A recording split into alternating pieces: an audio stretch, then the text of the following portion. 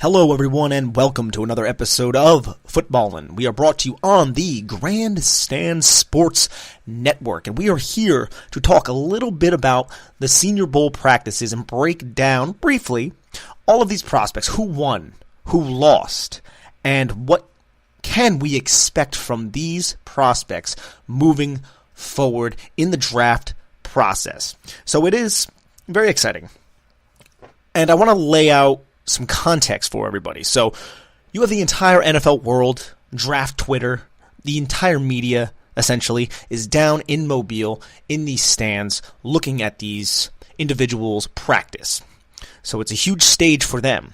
And for us as evaluators or as media members, you can only watch so much. So I want to lay out that context. I can watch every single drill. I really focused on the trench play, the edge rushers, and the offensive linemen.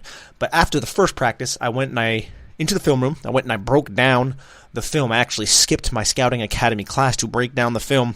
Got a feel for a lot of the prospects. But I wasn't able to do that after the second practice, and I didn't even see the third practice because I had a flight to catch.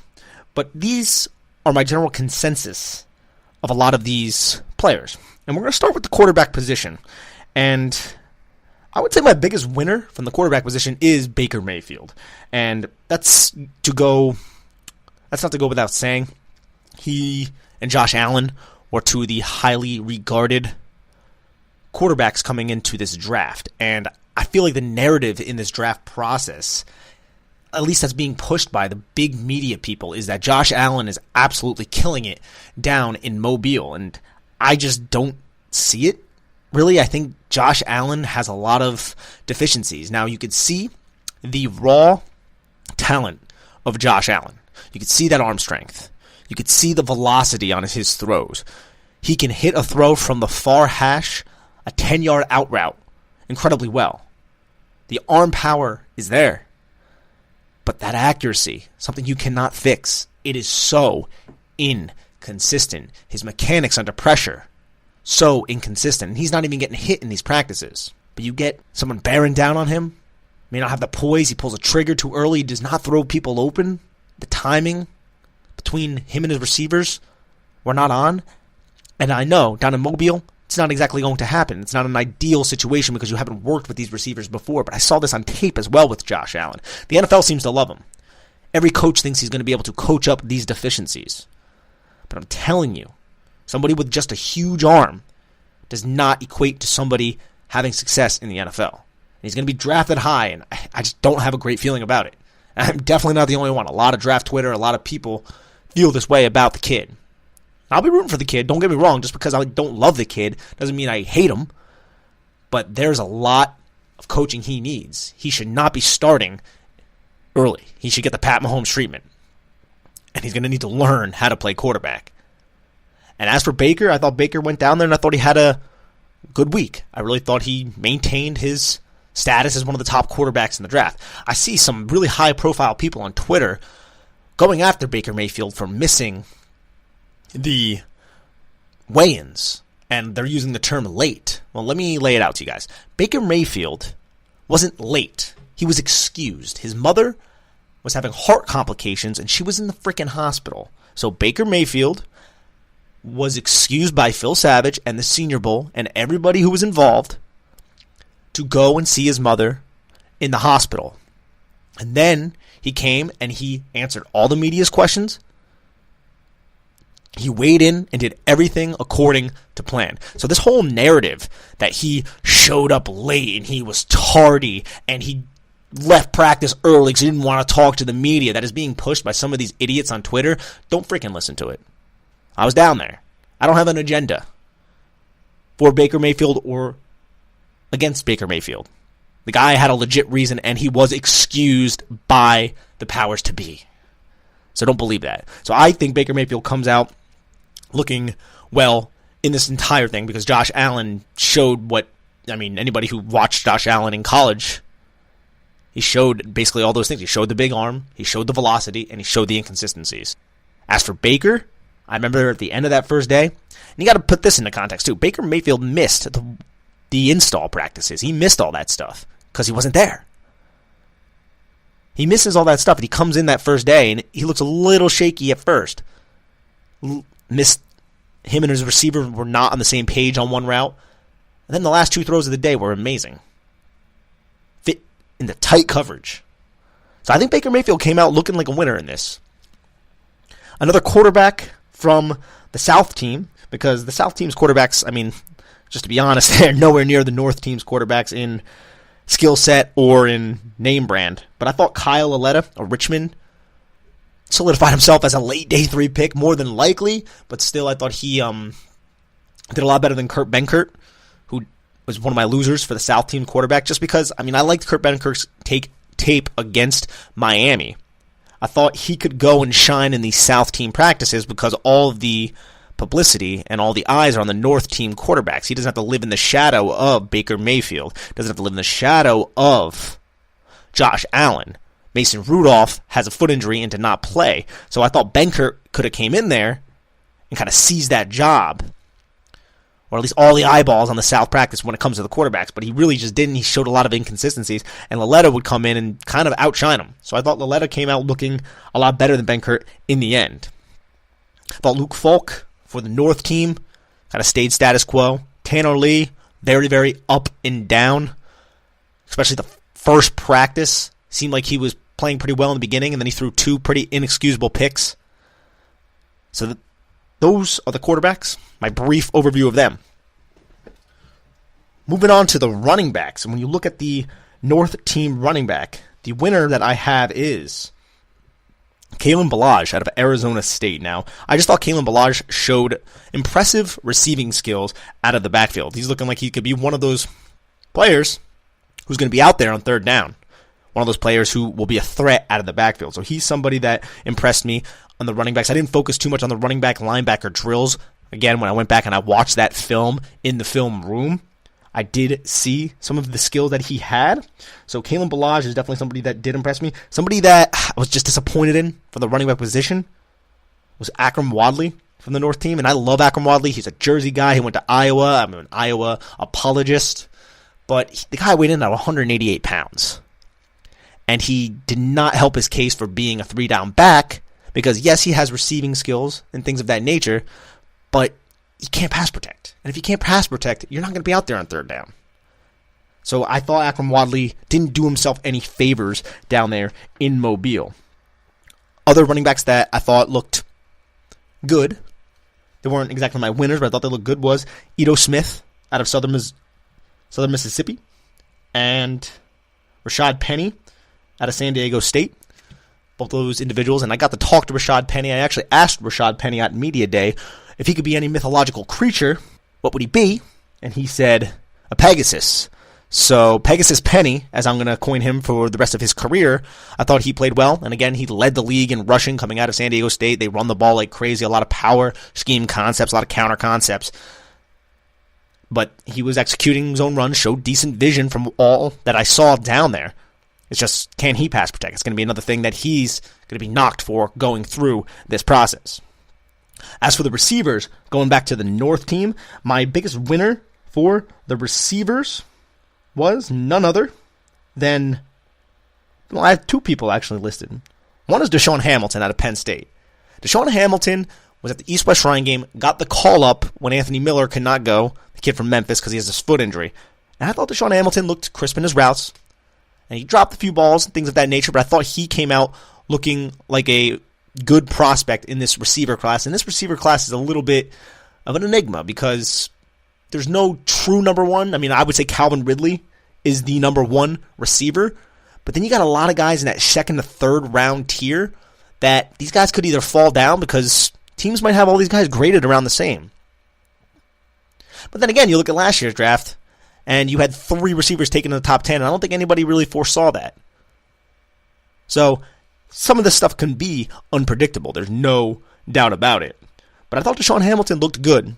He played last week. Maybe that had something to do with it, because a lot of these kids, put it into context, like I always try to do, have not put pads on in over a month.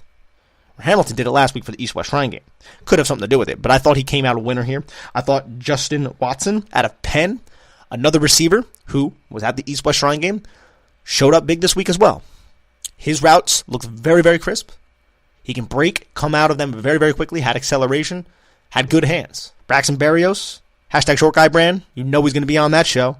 He made a couple really impressive catches at the end of the first practice. As for losers, I have Allen Lazard there out of Iowa State, and I watched his tape before going down to the Senior Bowl. I was excited.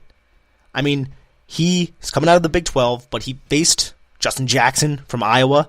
He's faced legit cornerbacks in this league, but he looked so slow. He looked so stiff. He looked like he had to slow down to break. He couldn't sink his hips. Doesn't look like he could play wide receiver. And he's a big kid. 6'4", 227 pounds. He's a biscuit away from being a tight end, and teams might want to try to utilize him that way, but can he block like that? Allen Lazard, I thought, came out looking just way too slow to play receiver in the NFL. And that's obviously a problem. Something that he's going to have to work on if he's going to try to get to this point. But it was upsetting because I thought the kid could come in and ball, and he just didn't do that whatsoever. And I noticed really, really early on in the practices, I was like, oh, geez, this kid does not look that hot right now. I thought Byron Pringle out of Kansas State had a pretty good practice as well. And none of these guys really flashed as these first-round picks or anything like that. Well, again, there's a logjam at third-round picks for these wide receivers. Guys like Traquan Smith, Jaleel Scott. James Washington has a chance to be a first-round pick. Michael Gallup will probably be a second-round pick. I thought both of them had solid days. So they had status quo days. None of them rose up the boards essentially, or none of them ascended up to the top of the boards. None of them dropped. DJ Chark is another one. I thought Marcel Aitman could have showed more. He has a good body. He weighed in at 216 while being 6'4", and he had the drops the first day. He basically dropped everything that was thrown in his direction. And I really didn't see him much down the stretch. But I thought he could have maybe taken advantage of that South team roster, whereas Deshaun Hamilton, Justin Watson, and some of the other receivers that impressed me were on the North team. Although James Washington was on that South team, his former teammate at Oklahoma State. Going on to the tight ends. I thought Jordan Akins out of Central Florida, I thought he had a pretty good showing. I thought he made this one catch in the back of the end zone that just raved the crowd. Everyone was like, wow. He adjusted his body and came down with it. I want to say it might have even been like a one-handed catch. It was really, really impressive. But Jordan Akins opened my eyes. I thought Mike Gesicki showed what we all thought Mike Gesicki could show. He's going to be able to come down with contested catches over the middle. He's not the most athletic. Blocking is going to be a question mark. But he did show that he can win contested catches. He could be maybe one of those guys who he's kind of a slow runner. I know I've heard other people in draft Twitter refer to him as the dad runner. And, you know, it's not good when you're a dad runner at 22 years old. But Gesicki is somebody who didn't hurt his stock. I'll say that much. I really wish we could have saw Chris Herndon down there, because he seems like he's a very exciting player. But he was not there due to medical issues, the kid out of Miami. Dallas Goedert pulled his hamstring after the first practice, but he looked really good early on, the kid from South Dakota State. And then you have Durham Smythe out of Notre Dame, was not utilized in a receiving role out there. Because you have Equinemius St. Brown. You had that running game with Mike McGlinchey, Quentin Nelson, Adams, and all those boys. But Durham Smythe opened some eyes as well, which I'm not too shocked about, to be honest, because the kid can play. When I look at these offensive linemen, looking at the North team's roster, and looking at tackle, I honestly think Tyrell Crosby comes out looking really good this week. I thought he held up very well against some of these edge rushers on the North team. So Tyrell Crosby opened my eyes because he didn't make many mistakes. He's not a polished product. He's not perfect. But he didn't make many mistakes. Whereas I look at Brian O'Neill from Pitt, who some projected to be a first-round pick before the Senior Bowl. I thought he was exposed several times as a pass blocker. Several times. By guys like Garrett Dooley. By guys like Okoronkwo, Tyquan Lewis. So Brian O'Neill was somebody I feel like his stock might have suffered here. Again, the game hasn't been played yet, but these practices mean more than the game. All the scouts don't stay for the game, they all leave.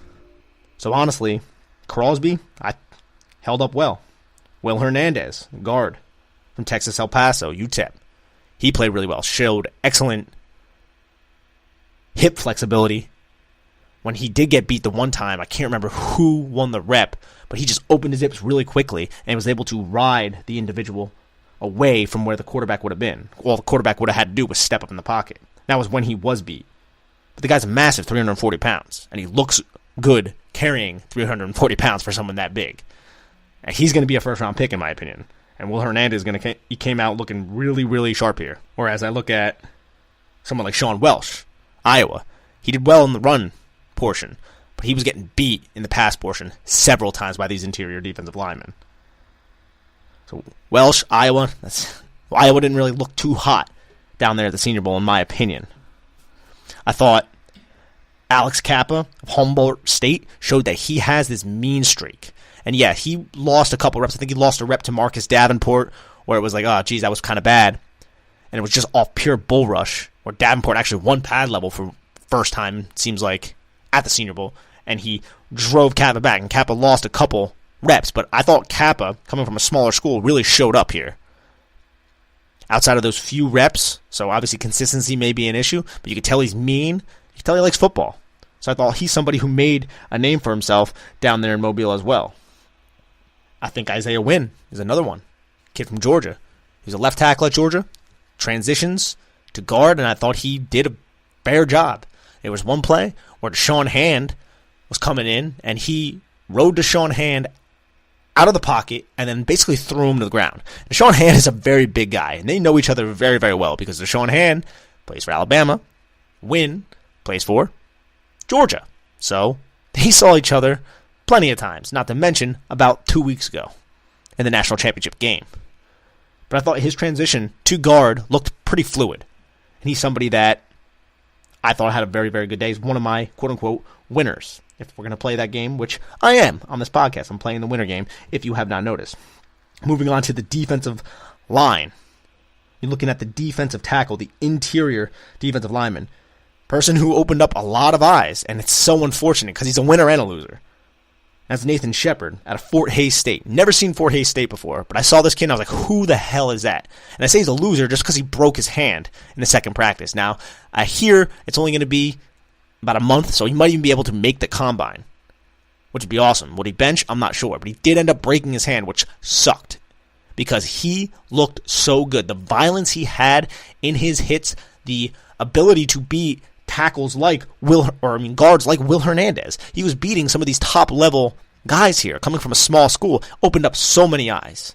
He literally won, I think, every single one of his reps. It was really, he was becoming the talk of the Senior Bowl, and then he breaks his hand. But he's definitely the winner for me, Nathan Shepard, as an interior defensive lineman. Somebody that I never really heard of until the Senior Bowl. Never saw a damn lick of film on him. But you know what? He showed up and he balled out. Kind of reminds you of Hassan Reddick last year. But he'll skyrocket up draft boards. You know scouts are going back to his film right now and looking up as much Fort Hays State film as they can. Nobody really knew who the hell he was. That's just the way it is, though. Show up, ball, you get the call, as Deion Sanders says. Isn't that right? As for the edge class, now, this is where it gets a little bit interesting. The edge class on the North team we'll start with. I'm going to go with local guy, Rutgers. And that's obviously Kemoko Turay. Now, he did not show up well while setting the edge in the run game and things of that nature. Doesn't have the sand in his ass, like I say. But he is a good athlete. He really is. And he's big and he looks good wearing that weight. He measured in at just under 6'5", 252 pounds. Now, that's the issue. He's 252 pounds. But he's explosive. And he had one play at the end of the second practice where he flexed, and his ankle flexion, it was almost all the way bent. He was able to maintain his balance through contact, get around the edge, and get into the pocket to disrupt.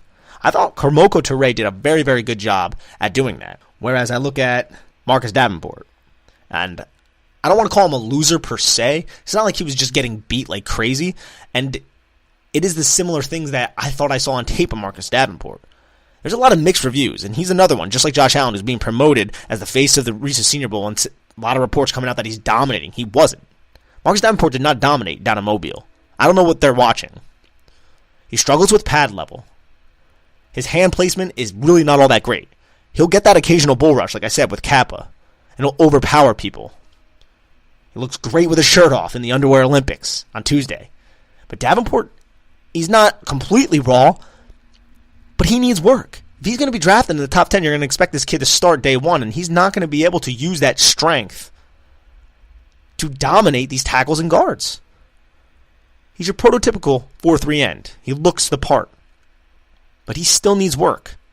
He still needs to refine that hand technique. He still plays with an incredibly high pad level, and I guess that's kind of hard to maintain a low center of gravity when you're so damn tall and everyone's shorter than you.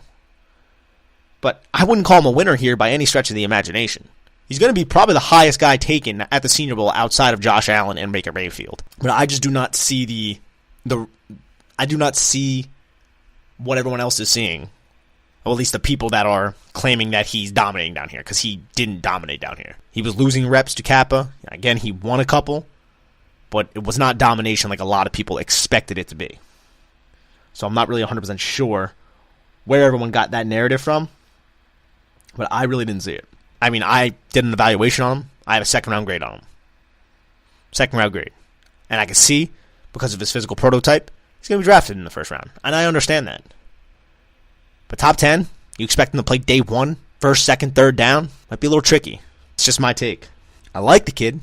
Seems like a good kid. Seemed very personable at media day. But he's not a polished product. But damn does he have the tools. He has the tools. Now just hone those tools. And that's what a coaching staff's going to do. They're going to fall in love with the kid, though. I'll tell you that much, because he damn well looks the part.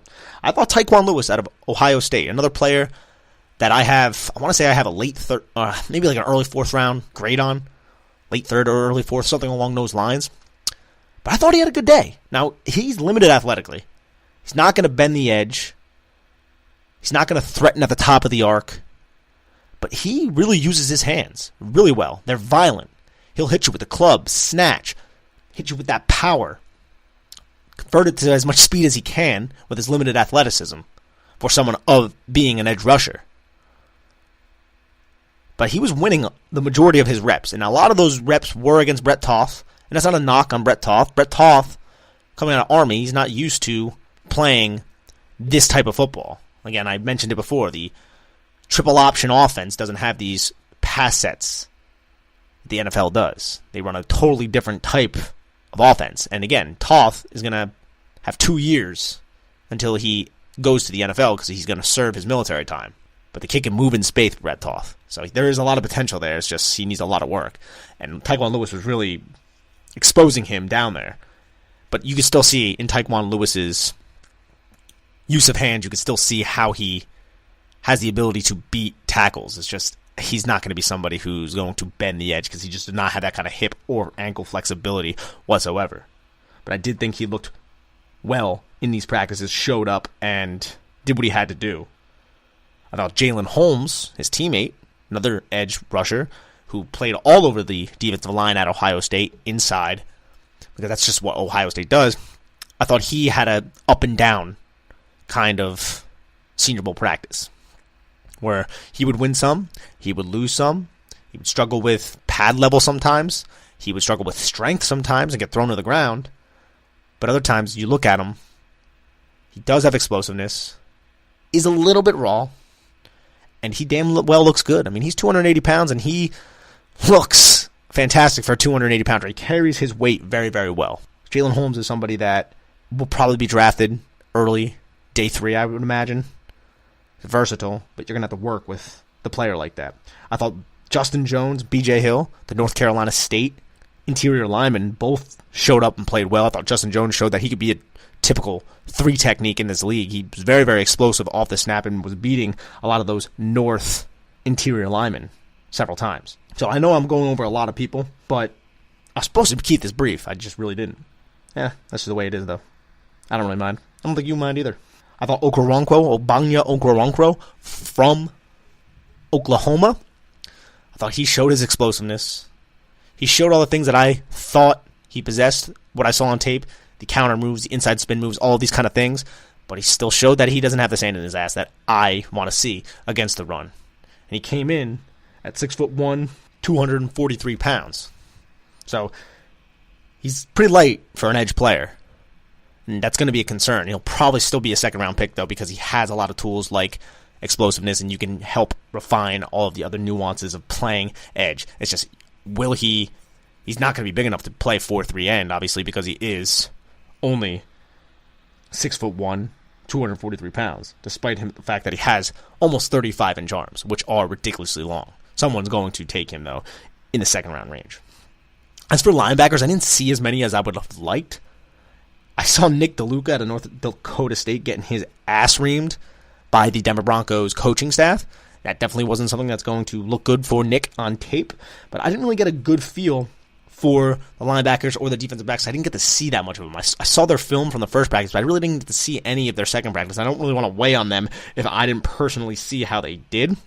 I did see Dorian O'Daniel have a couple good pass sets, and that's what he does.